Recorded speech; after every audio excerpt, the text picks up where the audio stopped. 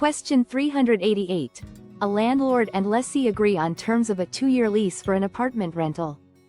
The landlord signs the lease and sends it to the lessee, who receives it, moves into the apartment, sends the landlord 3 months' rents, but never sign the lease. Upon the completion of 3 months, the tenant decides to disregard the terms of the lease and move out. Given this scenario, a court will likely decide that A. The tenant is bound by the lease because he moved in and paid rent in advance. B.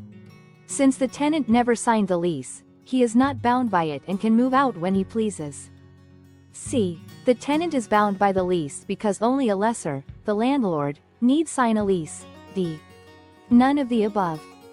Correct answer is A. The tenant is bound by the lease because he moved in and paid rent in advance.